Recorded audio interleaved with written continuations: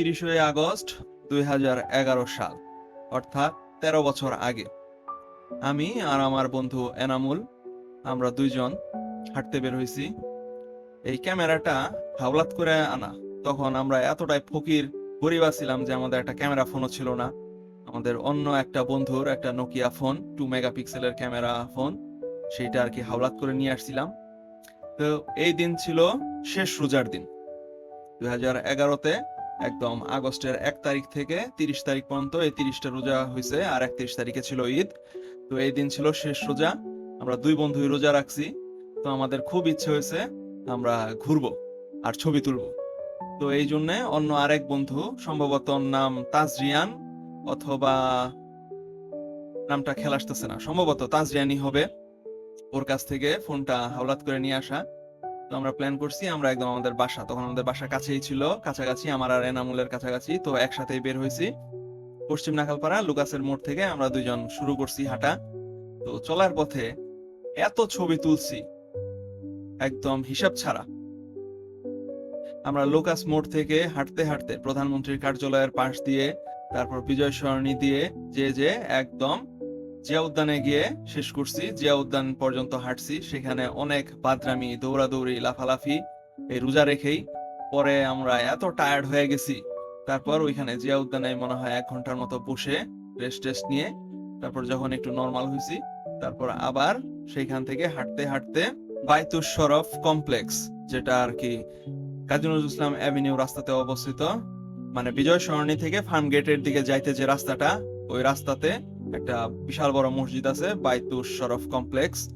পরে সেইটাতে আর কি যায় আমরা নামাজ পড়ে, আসরের নামাজ পড়ে, তারপর ওখানে এসিতে বসে থেকে, তারপর ফুলি একদম, এটাকে কি বলে, রিচার্জ হওয়া বা রেস্ট টেস্ট নিয়ে নর্মাল হয়ে, কারণ এত হাঁটাহাঁটি দৌড়াদৌড়ি করছি রোজা রেখে, একদম মুখ শুকায় এমন কাট যে থুতু পর্যন্ত বের হইতেছিল না। পরে মসজিদে যে নামাজ পড়ার ছলে, উজু করার ছলে মুখে একটু পানি দিয়ে কুলি করে মানে মুখটা ভিজাইছিলাম। তারপরে ওইখানে জোহরের, না জোহর না, আসরের নামাজ টামাজ পড়ে, তারপর ওইখানে মনে হয় আরো 20-25 মিনিটের মতো অপেক্ষা করে এসিতে একদম ঠান্ডা হয়ে জুড়ে, তারপর বলছি অনেক ঘোরাঘুরি হয়েছে, অনেক ছবি তুলছি। 200-র উপরে মনে হয়, 250-র মতো তো ছবি তুলছিলাম। সব ছবি তো মানে এখানে দেওয়া যাইতেছে না, কিছু ছবি আছে এত ভালগার, সেই ছবিগুলা বাদ দিছি।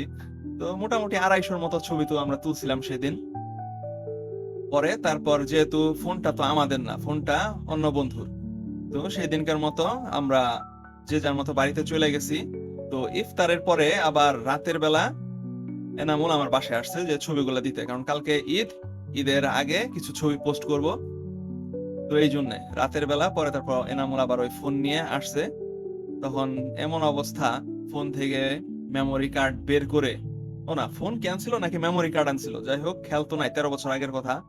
আমার কাছে একটা কার্ড রিডার ছিল, মনে হয় আনছিল, মেমোরি কার্ডই আনছিল, কারণ ফোন তো এক বেলা এক ফ্রেন্ডের কাছ থেকে হাওলাত করে আনছে, পরের বেলা তো আবার ফোন আনা তো পসিবল না, সম্ভবত মেমোরি কার্ডই হয়তো আমার নিয়ে আসছিল। পরে তারপর আমি সেই যে কার্ড থেকে ছবিগুলা কপি করে আমার হার্ড ডিস্কে রেখে দিছিলাম, যেটা আজ অব্দি বলবৎ আছে। তো আজকে ফেসবুকে মেমোরিতে এই দিনগুলার ছবিগুলা আর কি মেমোরিতে আসলো।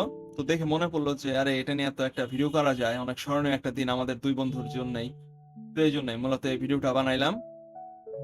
এনামুল, যেখানে আছো, মানে বেঁচে আছে এনামুল আর কি, আমাদের থেকে এখন অনেক দূরে থাকেও। তো এনামুল, যেখানে আছো, দোয়া করি তুমি ভালো থাকো, জীবনে অনেক সাকসেসফুল হও। তুমি জীবনে অনেক স্ট্রাগল করছো, আমরা জানি। তোমার জন্য এই দোয়াই রইলো, যেখানেই থাকো ভালো থাকো, সুখে থাকো, আর অনেক সাকসেসফুল হও জীবনে। তাহলে আল্লাহ হাফেজ।